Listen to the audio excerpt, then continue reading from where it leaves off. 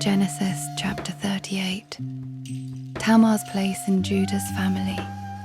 At that time, Judah moved away from his brothers and settled near an Adullamite named Hira. There Judah saw the daughter of a Canaanite whose name was Shua, and he married her. After he slept with her, she became pregnant and gave birth to a son, whom she named She became pregnant again, gave birth to a son, and named him Onan. Then she gave birth to one more son, and named him Shelah. She was in Chezib when she gave birth to him. Judah married his oldest son, to a woman named Tamar, but the Lord considered Judah's oldest son, immoral, and the Lord put him to death. Judah said to Onan, "Go to your brother's wife, do your duty as her brother-in-law, and provide children for your brother." Onan knew the children wouldn't be his, so when he slept with his brother's wife, he wasted his semen on the ground, so he wouldn't give his brother children. The Lord considered what he did as wrong, and put him to death too. Judah said to Tamar, his daughter-in-law, "Stay as a widow in your father's household until my son Shelah grows up." He thought Shelah would die like his brothers had, so Tamar went and lived in her father's household. After a long time, Judah's wife, the daughter of Shua, died. Then, after a period of mourning, he and his neighbor Hira the Adullamite went up to Timnah to those who were shearing his sheep. Tamar was told, "Your father-in-law is now on his way up to Timnah to shear his sheep." So Tamar took off the clothing she wore as a widow, covered herself with a veil, put on makeup, and sat down at the entrance to Enaim on the road to Timnah. Since she realized that although Shelah had already grown up, she hadn't been given to him as a wife. Judah saw her and thought she was a prostitute because she had covered her face. He turned to her beside the road and said, "Let me sleep with you," because he didn't know she was his daughter-in-law.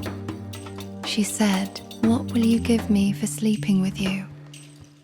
He said, "I will give you a kid goat from my flock."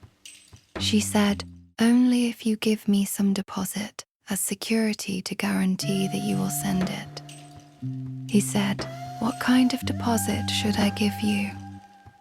And she said, "Your seal, its cord, and the staff in your hand."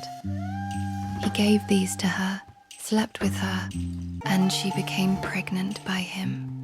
Then she got up, left, and took off her veil, dressing once again in the clothing she wore as a widow. Judah sent the kid goat with his neighbor Hira the Adullamite, so he could take back the deposits from the woman, but he couldn't find her. He asked the locals of that place, "Where's the consecrated worker who was at Enaim on the road?" But they said, "There's no consecrated worker here." So he went back to Judah and said, "I couldn't find her." The locals even said, "There's no holy woman here." Judah said, "Let her keep everything so we aren't laughed at. I did send this kid goat, but you couldn't find her." About 3 months later, Judah was told, "Your daughter-in-law Tamar has become a prostitute and is now pregnant because of it." And Judah said, "Bring her out so that she may be banned." When she was brought out, she sent this message to her father-in-law, "I'm pregnant by the man who owns these things.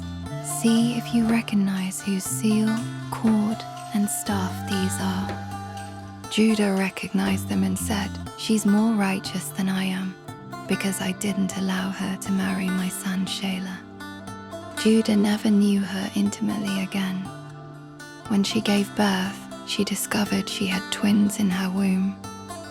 At birth, one boy put out his hand, and the midwife took it and tied a red thread on his hand, saying, "This one came out first." As soon as he pulled his hand back, his brother came out, and she said, "You've burst out on your own." So he was named Perez. Afterward, his brother with the red thread on his hand came out. and he was named Zerah. Genesis chapter 30.